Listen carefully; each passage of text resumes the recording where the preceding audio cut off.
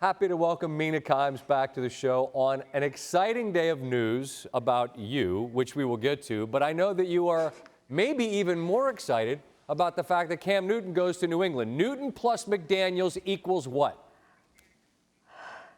Fun, excitement. I mean, you got the greatest head coach in the history of football, one of the most inventive offensive coordinators in the league, and a quarterback with a skill set that I had never seen before when he came into the NFL. So yeah, I'd really like to see that together.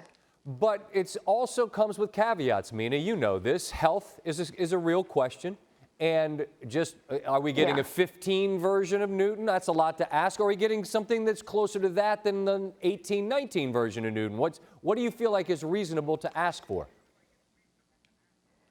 Well, I feel like every discussion we have about Cam Newton has to come with the health caveat. I mean, I feel like I need like a button that just says, if Cam's healthy, that I can press before I give my analysis about him. Because honestly, I've been asked so many times over the last couple of days about it, and it is a very significant caveat, right? Because if he's not healthy, none of this matters. But if he is healthy, I think he's a phenomenal fit for the Patriots offense. You know, before they signed him, Scott, it looked like, based on their moves, they were building something quarterback proof. We thought it would be more run heavy, more, two tight end, two running back sets, get the ball out of Jarrett Stidham's hands. And some people might look at Cam Newton and think that would be good for him, but I actually think he can run something more similar to what Tom Brady did.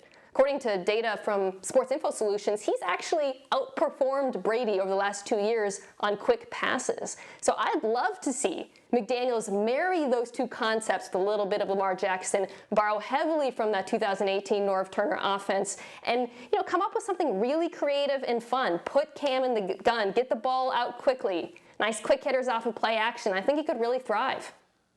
I buy what you're saying, but when it comes to Cam, and we had Tim Hasselback last night, is the quote about the lion has to roar. I mean, the guy's got to run to be at his peak effectiveness, and I don't know that you or anyone else has the answer for whether he can. You know what I'm saying? So, I feel like that's just as big a caveat as if he's healthy, and maybe it's tied to it, isn't it? Here's the thing.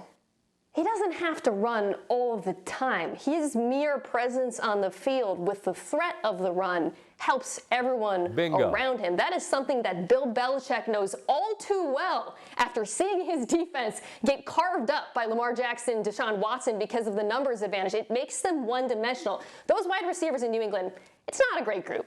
They're not that fast. But you know what helps having, wide receivers who aren't that fast? A quarterback who can run, because the defense can't play as much man. Okay, he affects everything around him. All they need is for him to run a little bit situationally, and it could make a big impact. Right. Play action only works if I think you might actually run. Otherwise, you're just wasting time and I'm blitzing. Why didn't his phone ring, Mina? Okay, where's that if he's healthy button? I need to press it again now before we have this conversation. That's obviously the biggest factor, right? The questions about his health.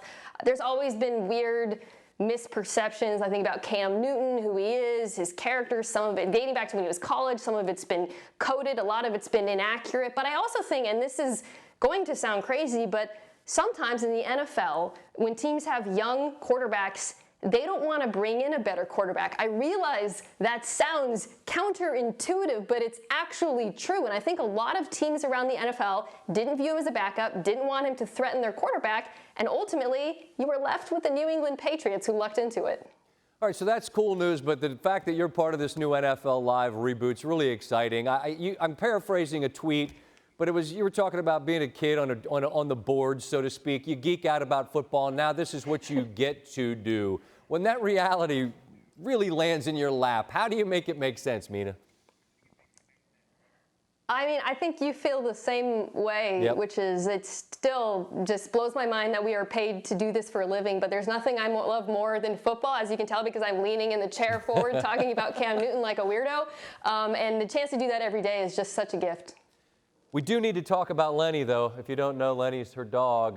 Tried to call Lenny, went right to voicemail. Then I tried to call again, and the phone was disconnected. Lenny's gone full diva. Gets a show.